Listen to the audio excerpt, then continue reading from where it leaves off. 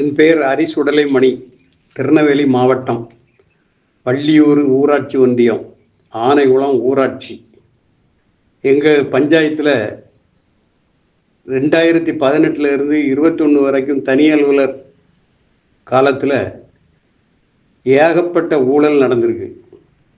Quotation மூலமாக வேலை செய்திருக்காங்க. 7500 ரூபாய்க்கு மேலே கொட்டேஷன் மூலமாக வேலை செய்யக்கூடாது என்று விதி இருந்திருக்கிறது. அந்த விதியை தகவல் அறியும் உரிமை சட்டம் மூலம் நான் பெற்றிருக்கிறேன், என்னிடம் இருக்கிறது. ஆனால் 25,000 30,000 வரைக்கும் கொட்டேஷன் மூலமாக வேலை செய்திருக்கிறார்கள்.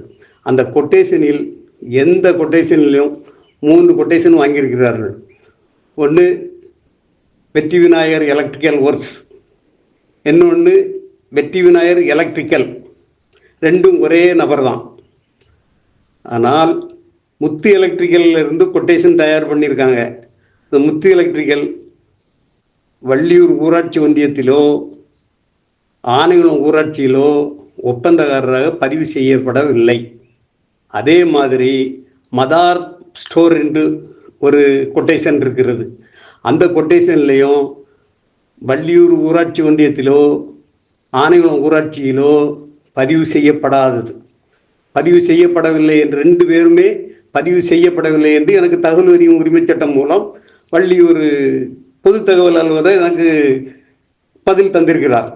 ஆனால் இந்த 3 கொட்டேஷன் வைத்து பல போலி பில்லுகள் தயார் பண்ணி லட்சக்கணக்கான பணம் கையாடல் செய்திருக்கிறார்கள். இதுக்கு உடந்தையாக இருந்தது வெற்றி விநாயகர் எலக்ட்ரிக்கல் ஒர்க்ஸ் எலக்ட்ரிக்கல். மதார் ஸ்டோரிடம் கேட்கும்போது நாங்கள் ஒன்றும் கொட்டேஷன் ஒன்றும் கொடுக்கவில்லை என்று என்னிடம் சொல்கிறார்கள். ஆனால் மாவட்ட ஆட்சியர் அலுவலகத்திலிருந்து கேட்கும்போது நாங்கள் தான் கொடுத்தோம் என்று ரெக்கார்டு செய்து என்னுடைய பெட்டிஷனை க்ளோஸ் பண்ணிக்கிறார்கள். அதே மாதிரி முத்து எலக்ட்ரிக்கலையும் போய் நாங்கள் விசாரித்தோம், அவர் நாங்கள் தான் கொட்டேஷன் கொடுத்தோம் என்று சொன்னதாக சொல்லி எனக்கு என் பெட்டிஷனை பூராமே க்ளோஸ் பண்ணிடுறாங்க. வருமான வரி அலுவலகத்தில் வருமான வரியே அந்த பில்லில் பிடிக்கலை. அது நமக்கு நல்லா தெரியுது. அந்த பில்லுலையுமே பிடித்த மாதிரி தெரியல. ஜிஎஸ்டி பிடிச்சிருக்காங்க, வருமான வரி பிடிக்கலை. அதை வருமான வரி அதிகாரிகளிடம் தகவல் கேட்டால் ஒரு பதிலுமே சரியான பதில் தர மாட்டேங்காங்க. கேட்டாச்சுன்னா நீங்கள் 3வது நபர். அரசாங்க ஒப்பந்தக்காரரு அரசாங்கத்தில் வேலை செய்ததுக்கு பில்லில் பிடிச்சு யூனியனில் செய்தாலோ குடிநீர் வடிகால் வாரியத்தில் செய்தாலோ ஹைவேஸில் செய்தாலோ அவங்க கடமை அந்த பணத்தை பிடிச்சி வருமான அலுவலகத்துக்கு அனுப்பணும். இது அனுப்பவே இல்லை. வந்த வருமான வரி அலுவலகத்துக்கு நம்ம பெட்டிஷன் போட்டால் நீங்கள் 3வது நபர் கேட்கக்கூடாதுன்ட்டு எனக்கு பதில் தராங்க. இது என்ன நியாயனே தெரியல. வருமான வரி அலுவலர்களே இப்படி இருக்காங்க. வருமான வரி அலுவலர்களே இப்படி இருக்கும்போது ஏன் தில்லுமுன்னு நடக்காது? ஒரு ஒர்க்குக்கு எவ்வளவு வரும்? 35,000 ஒர்க்குக்கு என்ன ஒரு 350 ரூபா 400 ரூபா வரும். அந்த பணத்தையே பிடிக்காம ஒப்பந்தக்காரத்தை கொடுத்து இவங்க பங்கு போட்டிருக்காங்க. அதான அர்த்தம். இது பல முறை நானும் பெட்டிஷன் தயார் பண்ணி முதலமைச்சர் தனிப்பிரிவு வரைக்கும் போட்டா தனி அலுவலருக்கு 1100க்கு ஃபோன் பண்ணால் உங்கள் பெட்டிஷன் வள்ளியூர் ஒன்றியத்தில் இருக்குது, நீங்கள் ஒன்றிய பிடிஓவை போய் கேளுங்க சொல்கிறாங்க.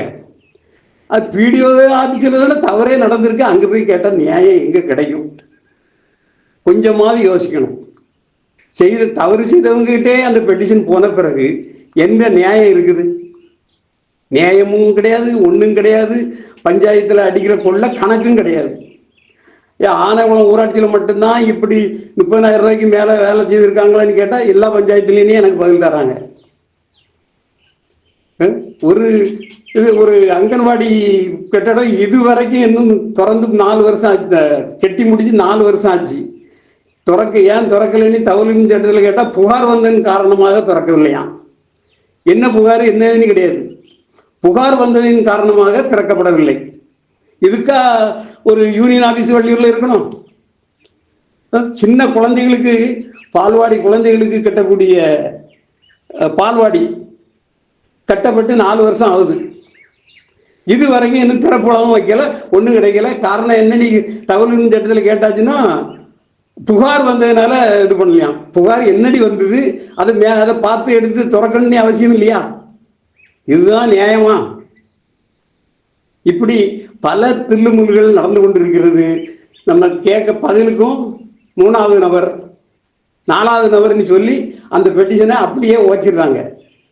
அங்க 1100க்கு போன் பண்ணி கேட்டா உங்க பெட்டிஷன் உங்க யூனியன்ல இருக்குது, நீங்க பிடிஓவை பாருங்க அப்படிங்காங்க. பிடிஓ சார், பிடிஓ மேல தானே அந்த பெட்டிஷனே கொடுத்துருக்கீங்க, நீங்க பிடிஓ போய் பார்க்க சொல்றீங்களா அப்படின்னு சொன்னா உடனே கட் பண்ணிடுவாங்க. அதே மாதிரி முதலமைச்சர் தனிப்பிரிவுக்கு தகவல் உரிமை சட்டத்தில் கேட்டா நாங்க முதலமைச்சர் தனிப்பிரிவுக்கு தகவல் உரிமை சட்டத்தில் கேட்கறதுக்கும் ரைட்டு கிடையாதான். மாவட்ட ஆட்சித்தலைவர் அலுவலகத்தில் மண்டே பெட்டிஷனில் கொடுத்தாலும் அதுக்கு தகவல் உரிமை சட்டத்தில் கேட்கக்கூடாதான். சமாவந்தியில் கொடுத்தாலும் அதுக்கும் தகவல் உரிமை சட்டத்தில் கேட்கக்கூடாதுன்னு விதி இருக்குதான். ஆனால் உங்கள் மனுவை நாங்கள் வள்ளியூருக்கு பொது தகவலருக்கு அனுப்பி வைத்திருக்கோம்னு எனக்கு முந்தா நாள் கடிதம் வந்திருக்கு. அதுவும் விதி பிரகாரம் நடக்கணுமா? நம்ம செய்த பெட்டிஷன் மேலே என்ன நடவடிக்கை எடுத்திருக்கேன்னு தான் நான் கேட்டிருக்கேன், வேற ஒன்றும் கேட்கல. 3 மாதம் ஆச்சு மக்களோடு முதல்வர்ன்ட்டு வள்ளியூரில் கூட்டம் போட்டு பெட்டிஷன் வாங்கினாங்க. அதில் கொடுத்ததுக்கு இது வரைக்கும் 1100க்கு போட்டாச்சுன்னா இதுதான் பதில் வருது. உங்கள் பெட்டிஷனா அங்கே இருக்குது, உங்கள் பெட்டிஷன் வள்ளியூரில் இருக்குது, வள்ளியூரில் இருக்குது. வள்ளியூரில் இருக்கிறதுக்காக உங்களுக்கு முதலமைச்சர் தனிப்பிரிவுக்கு போட்டோம். நன்றி, வணக்கம்.